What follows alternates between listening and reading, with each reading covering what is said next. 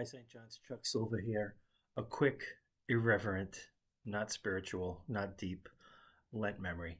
Um, this one involves my baby sister, Jane, and this would be the Lent when she was 3 or 4. So I would have been, I'm not sure. I should have done the math before. 9, 10, 11 ish. Anyway, she's the youngest of five. And this was the Lent where the concept of Lent was first explained to her, and she was asked to participate and observe it. She's the youngest of five. By this particular Lent, all of the other Silva siblings were old Lenten pros. We knew the drill. We knew what was considered acceptable, and what was considered acceptable in the Silva family was to give up some combination of gum, candy, and or soda. I think one year my sister Mary gave up all three. She was always a bit of a show off. But that was considered acceptable.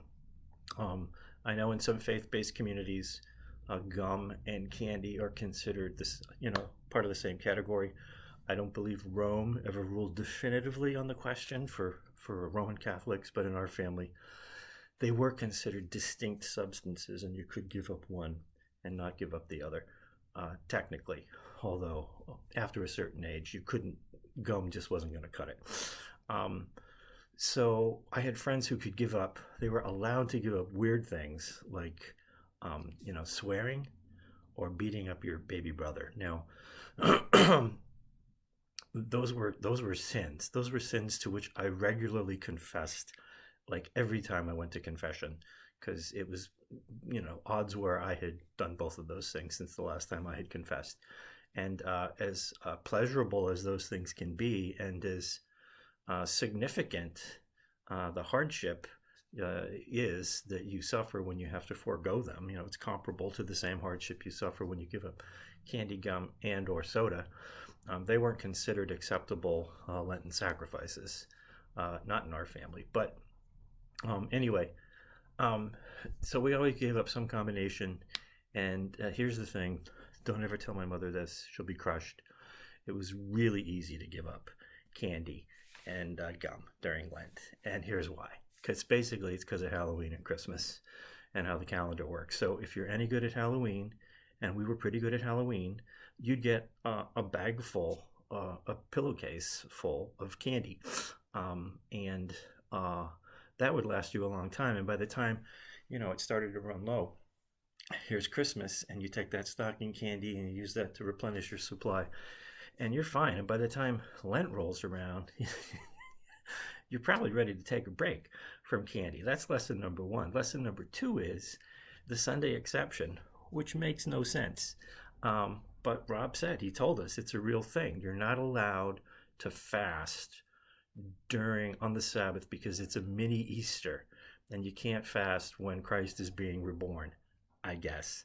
Makes sense, sort of, but, I know in some traditions, Lent is 40 days. They don't buy this Sunday exception foolishness, but we get 46 days. We get it in the Catholic Church, and, to a 10 or 11-year-old, you're going to ride a horse through that exception. And so, of course, that the result of that was most of the kids I knew who gave up candy or gum for Lent, during Lent, in the aggregate, consumed far more candy than they would otherwise have consumed if they hadn't been a Lent and if they hadn't given anything up in the first place.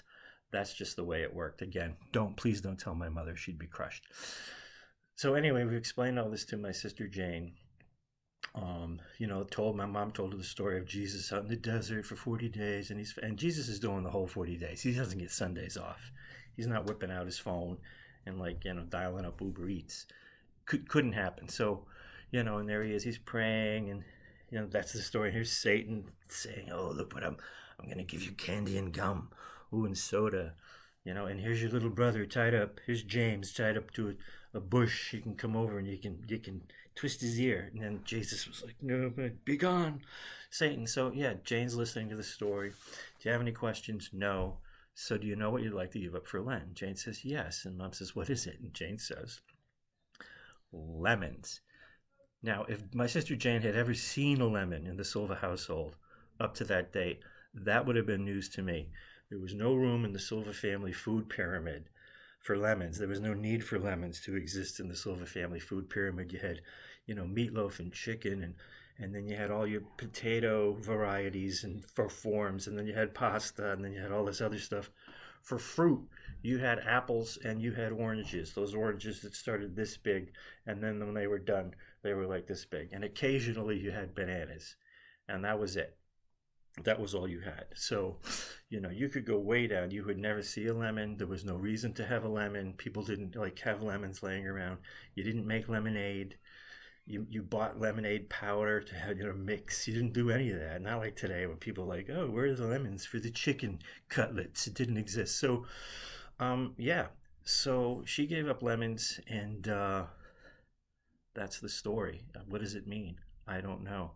I think it means that sorry about that. We had the in-laws visiting, and my brother-in-law was demanding for me to carry his luggage up to the third floor, which I told him I couldn't do because I'd given it up for Lent.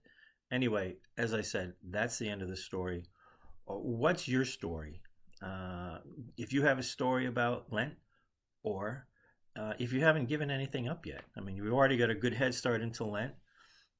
Think of something that you can walk away from for the remainder of this Lenten period. And when you walk away from it, it'll make a little hole, and fill that hole with something. Fill it with, you can read, you can write a poem, you can read a poem, or you can go on a long walk, and on that long walk, you can think about something that happened to you when you were a kid during Lent, or some other time that has something to do with the church or something else. And you could come home and you can write a reflection about it. How great would that be?